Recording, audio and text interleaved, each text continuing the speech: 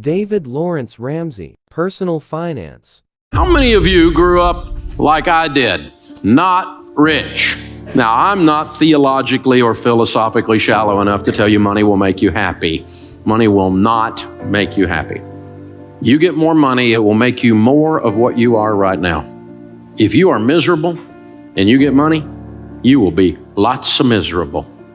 If you're a jerk and you get money, big jerk. And it'll mess with your family too. So money is not going to solve your problems, it's going to make them bigger. It's also going to make your opportunities bigger. If you're a generous person, your generosity will go into overdrive. You'll be outrageously generous. And you get a lot of money, we'll call you a philanthropist. Cool word that means you give a lot of it away and you have a blast doing it. You found the most fun you'll ever have with money is when you find that. So we live in a cause and effect world. What you plant, you will harvest. You will reap what you sow, right? So if you plant stupid, you will get a crop of desperate. I've done it. And if you plant corn, don't be looking for beans to come up.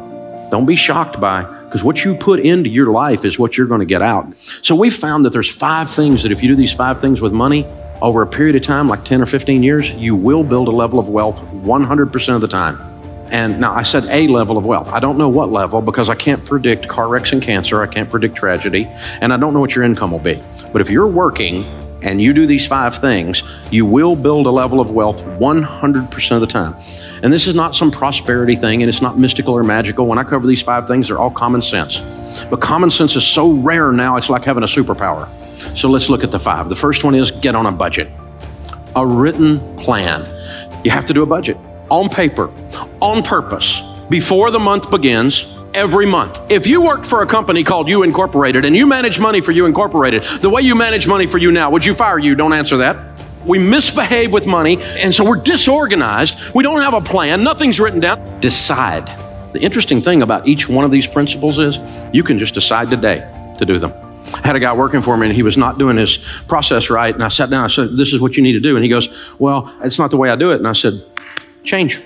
And he said, well, I'm not like you. And I said, change. You can decide today to be good at this or leave. You can decide. You can decide to do a budget today. Get out a yellow pad or go free budget online, everydollar.com. You can decide today. I'm going to start managing money well today. Because you're going to keep getting what you've been getting if you keep doing what you've been doing. You know this, right? Sowing and reaping. And the second one is you need to get out of debt. Now we know this one. You knew Dave Ramsey was going to talk about getting out of debt because you know the Bible says the borrower is slave to the lender. It's real. Now, here's the deal. Think about this. Your most powerful wealth building tool is your income. Let me show you what slavery looks like. This week, they came out with new data that shows that the average car payment in America today, according to the National Auto Dealers Association, is $499. That's dangerously close to $500. You take $500 a month and invest it from age 30 to age 70 in a decent growth stock mutual fund, you'll have $5.6 million. That's what a car payment costs you. So who'd you make rich? General Motors, Ford, Lexus, I don't know, Toyota, who was it? You made somebody rich, and it wasn't you.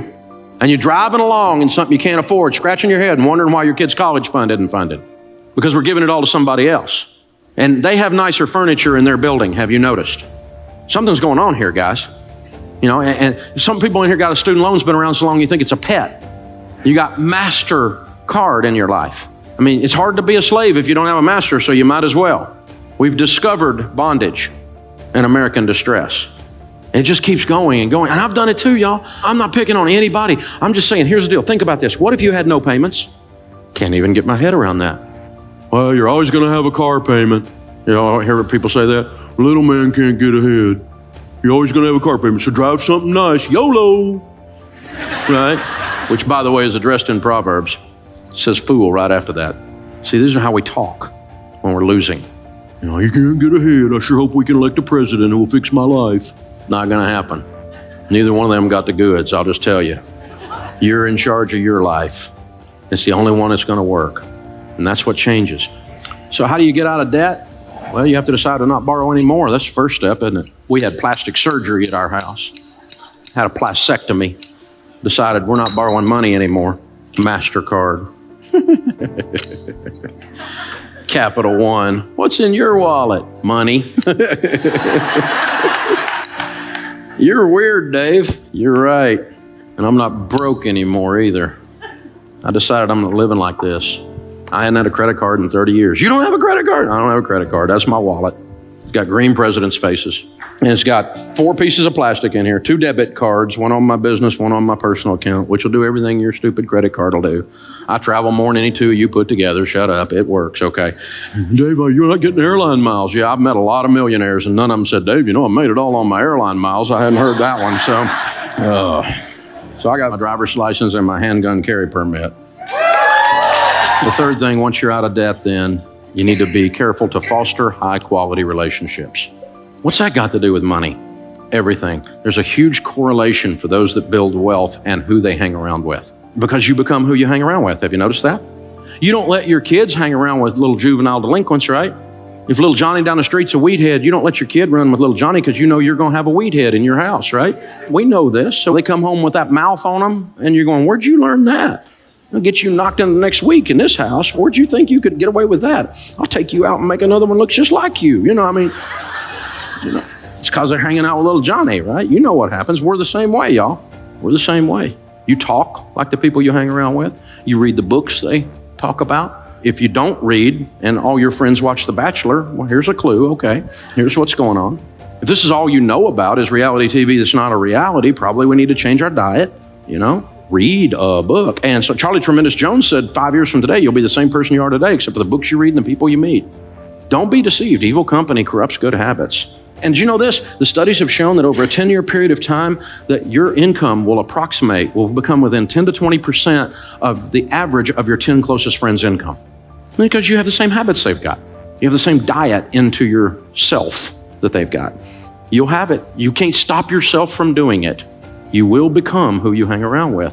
And all the studies show that we have a tendency. Now, that's not to say I'm some kind of snob and I don't have any friends that aren't rich friends. Not that at all. I have lots of friends, but my closest hangs are people I want to be like.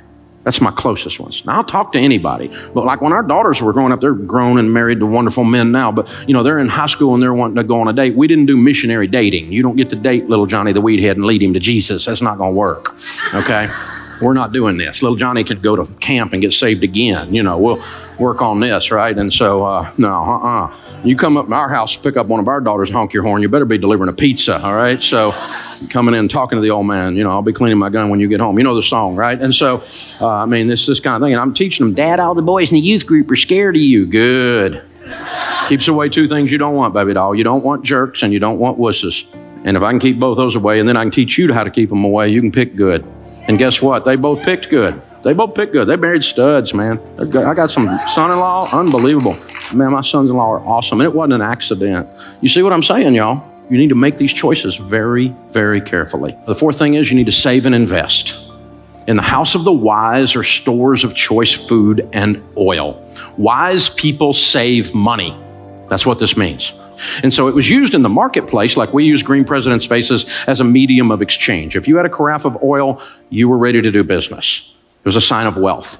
There were 2 classes of people, poor people and rich people. Most of the people were poor people. This is the Mediterranean. We're talking they ate hummus and olives, no meat. A little bit of bread, maybe a fish if they got some meat, but that was it. Rich people ate what we eat every day. Spices, good meat, Charleston food scene. You know what I'm saying, right? Cooking it up right. That's fine food. Stores of choice food and oil. Choice food and oil are symbols of wealth. So let's read that again. In the house of the wise are stores of money. By the way, the rest of that one says, and a foolish man devours all he has. If you spend everything you make, the Bible just called you a fool again. I've been a fool. Call me a fool too. And I decided to change. Wise people save money. Why? Well, to start with, we save for an emergency, right? Grandma said it. She said, save for a rainy day. It's going to rain. You're going to have a car wreck. You're going to lose your job. Something's going to happen. You're going to need some money. Dave, you need to be positive. I'm positive. It's going to rain. Something's going to come up. This one I don't understand. Unexpected pregnancy. Say what? Okay. But people come up with all kinds of things that are emergencies, right? Something's going to happen. And then you need to save and invest so you retire with dignity. I'm going to spend everything I make and hope the government, which is well known for its ability to handle money, will take care of me. Dumb idea. I'm not even sure some of them have opposable thumbs up there. You know what I'm saying? It's just ridiculous. And we're counting on them in some whacked out kind of way to come be. They're not coming. There is no white horse. There is no Calvary. You're it, okay? You are in charge of your destiny. And that's great news. And so, all worried about the election, and I'm not worried about the election because I made money under both parties. Turns out it wasn't up to them in either case. I've lost money under both parties. None of them sent me a check. They all just want money. They're extracting like a tick, extracting blood all the time. That's all they do. This is the deal. The last one is all about generosity, but this is all about cheerfulness. Generosity is not just a transfer of funds. Generosity is a spirit where you decide to be a generous person. Generous people are more attractive. They smile. They're not grouchy. It's not all about them. They're the ones that open the door. They're the ones when the grocery bag has the bottom drop out and your groceries are rolling all over the parking lot. They're the ones out there helping you pick it up. These are the people that when they go out to eat, they leave a tip, you cheap and ridiculous. Well, I'm not one. I leave big tips because it's a form of generosity. Well, they didn't give me good service. Oh, shut up. They're carrying a tray that weighs more than you. Figure it out. They parked your car in the rain and in the heat. Shut up. Give them some money. They park your $130,000 car and you give them $3. What are you, a nut? That's Ferris Bueller parking the car there. You take care of that, man. I give them a $20 bill. My car's still sitting there when I come out. It's amazing. Besides that guy's working his way through college or something right then. If he says better than I deserve, that's his code for I'm getting out of debt. If they say that, you got to give them a double tip. So I give them 40. My wife's like, I'm going to park your car. No, you're not. You're not working your way out of college. You've already put up with me for 30 years, so it's all right. Generosity is a spirit. It changes everything in your life. But it's awful tough to give if you're broke. If you're in debt and you hadn't saved any money and you don't have a plan and you're not hanging out with other people who are givers. And so change. You get to decide today. It'll change your life. It'll change your family tree. You will change everyone with your last name that follows you if you do these things. It's that powerful. It's unbelievable. The sorrows are deeper and the joys are higher. It changes everything. And when you move this money piece around, it gives you the tools to be that in the marketplace and to be that for your family and to get this monkey off your back and to get that elephant out of the room because he's got to go.